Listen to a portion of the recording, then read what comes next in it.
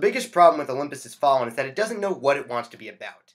It has a lot of small stories built into its narrative that don't nearly have enough resonance to be worthy of addition. If some of the extraneous ones were cut out, the rest could be developed further to rise them above meaningless distractions. For example, the very first scene has the president, played by Aaron Eckhart, boxing with Dylan McDermott with the intention that they're supposed to be good friends. After this scene, McDermott disappears until he turns out to be the secret mole inside the White House that lets the North Korean terrorists get in. Were we supposed to be following that story? So many of these subplots forget to go somewhere that the film just has to end them abruptly for no real reason except to move on to another one. But I digress. Now for the actual plot. Gerard Butler is the standard ex-military action hero who can't be killed, this time in the form of a Secret Service agent who is reassigned after failing to rescue the president's wife from a car accident. As it turns out, he is the only live agent inside the White House when a North Korean terrorist organization stages an all-out assault on it.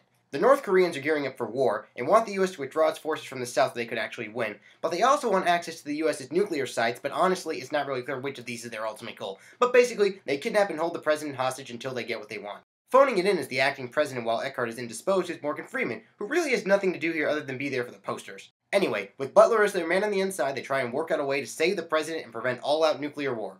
If you're willing to suspend your disbelief that somehow every single member of the South Korean détaché is actually a North Korean agent, the actual taking of the White House is quite well done and even somewhat brutal. This movie does not shy away from its R rating, showing intense shootouts and grisly deaths with plenty of blood.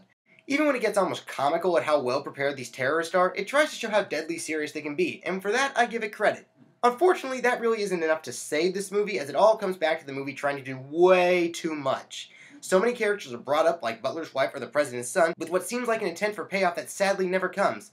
If it had found one story to stick to and invested in it, I think this could have been a really good movie. Sadly, this did not happen, and so we're stuck with a generic Die Hard clone. No, not a sequel, a clone. Well, yes, but one with less developed characters. No, one that doesn't celebrate its implausibility. Oh, you know what? Just forget it. Just play the new God of War. At least it's not trying to be something other than mindless violence.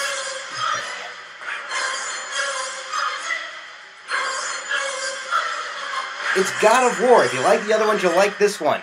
There's your review.